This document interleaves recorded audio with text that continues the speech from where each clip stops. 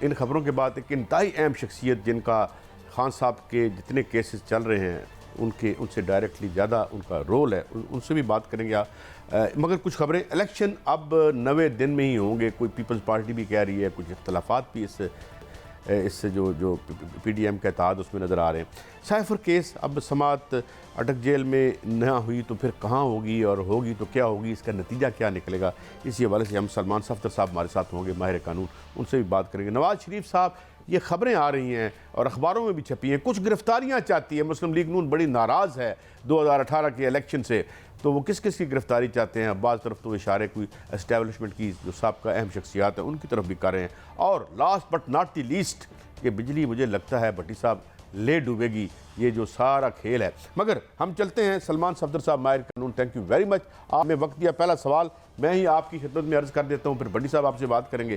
حضور، یہ کیس کہاں جاتا آپ کو نظر آتا ہے، اس میں کتنی جان ہے، اور آپ کیا سمجھتے ہیں جو ہو رہا ہے کس حد تک یہ قانون اور رول آف لا جو ہے اس کا پاس رکھا جا رہا ہے؟ جناب سلمان صفدر صاحب۔ Sir thank you very much. سب سے پہلے تو آپ نے اپنے پروگرام میں مجھے دعوت دی، میں اس کا شکر گزار ہوں۔ دیکھیں، عمران خان صاحب کے جتنے کیسز چل رہے ہیں، مجھے اب لگتا ہے کہ اب بیک برنر سے یا الماری سے یا شیلف کے اوپر سے وہ کیسز اتار کے نیچے لائے جا رہے ہیں جن میں جو بالکل کھوکھلے ہیں، جن میں کوئی جان نہیں ہے۔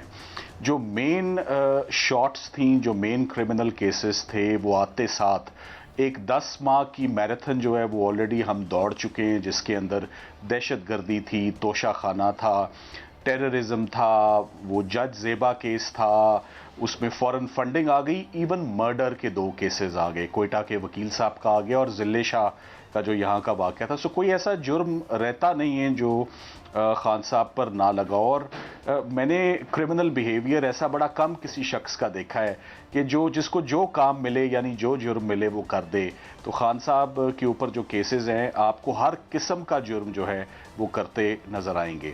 اسی طرح سائفر کا جو کیس ہے، میں آپ کو یہ بتاتا چلوں کہ یہ تقریباً 10 ماہ ایف آئی اے کو لاہور ہائی کورٹ کے ایک جج صاحب نے اس کیس کے میرٹس کو سننے کے بعد سٹے دے رکھا تھا، اور 10 ماہ یہ کیس بالکل ان کو تفتیش کرنے سے جو ہے وہ روکا گیا۔ مگر اچانک جب توشہ خانہ کا کیس ہو گیا اور باقی تمام کیسز میں ضمانتیں ہونی شروع ہو گئیں، 9 مئی کے واقعات میں بھی ضمانتیں اسلام آباد سے جب مل گئیں، تو فوراً اس کیس کو نکالا گیا، سائفر کیس کو، اور اس کا ہوا بنا کے جو ہے آپ کے سامنے وہ رکھا گیا ہے۔ یہ جاتا کہاں نظر آ رہا ہے؟ جہاں باقی سارے کیسز گئے ہیں یہ بھی وہیں جائے گا۔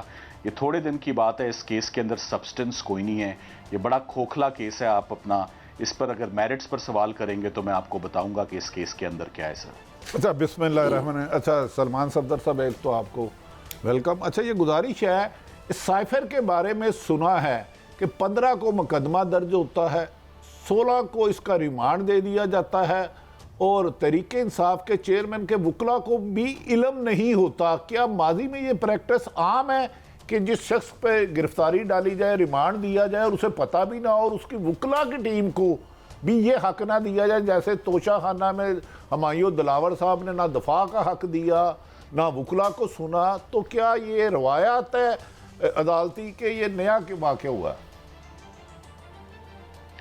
سر، فنڈامنٹل رائٹس کو اس بری طریقے سے سسپینڈ ہوتے کبھی کسی شخص کے لیے نہیں دیکھا میں نے اپنی ایٹ لیسٹ 23 سال کی وکالت میں، جیسے میں نے عمران خان صاحب کے لیے یہ سسپینڈ ہوتے دیکھے۔ آپ نے بالکل درست فرمایا کہ کل ہم اناویئر تھے کہ خان صاحب کی اس مقدمے میں جسے کہتے ہیں چپکے 4 دیواری کے اندر گرفتاری بھی ڈل گئی اور ریمانڈ ہیئرنگ بھی ہو گئی۔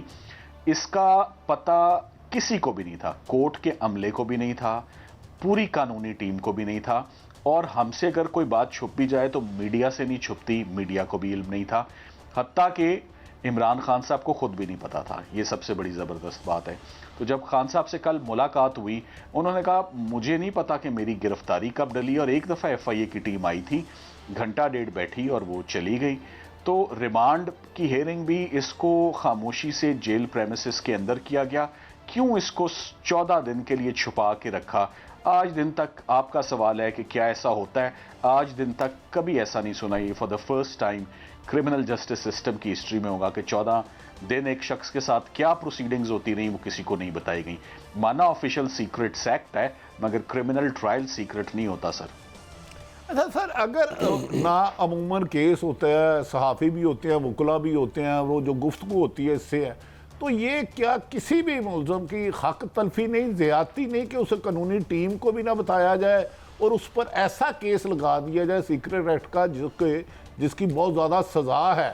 تو اس بارے میں کیا آپ سمجھتے ہیں آپ سپریم کورٹ، ہائی کورٹ سے یا کہیں اور رجوع کریں گے کہ اس غلط پریکٹس کو روکا جائے؟ سر ان مشکل حالات میں جو سب سے مشکل سوال آپ نے پوچھا ہے وہ یہ کہ کون سی عدالت سے رجوع کریں گے. یہ امید تو یہی کرتے ہیں کہ جہاں سے انصاف ملے، مگر لیٹلی عمران خان صاحب کے کیسز میں انصاف کے حصول میں بڑی دقتیں آئی ہیں. وہ گرمیوں کی چھٹیاں بھی آئی ہیں اور موسم ویسے بھی ٹھنڈا ہی پایا ہے اوورآل. تو یہ بڑی انفارچونیٹ بات ہے کہ فنڈامنٹل رائٹس کا سوال ہو. ایک ایسا شخص، عموماً لوگ 17 سال کی عمر میں لڑکے نوجوان جو ہیں وہ جرم کی دنیا میں قدم رکھتے ہیں.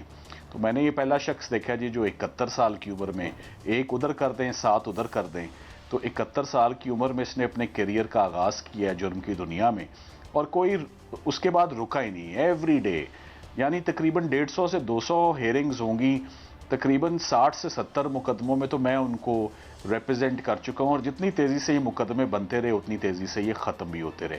کچھ بات میں سائفر کے کیس کے حوالے سے ضرور کروں گا کیونکہ مضمون جو ہے آج کے کیس کا یا آج کل کا وہ سائفر چل رہا ہے. پہلی بات یہ کہ سر سائفر کی ایف آئی آر میں 3 موٹے موٹے الزام ہیں آپ کے لیے اور آپ کی آڈینس کے لیے.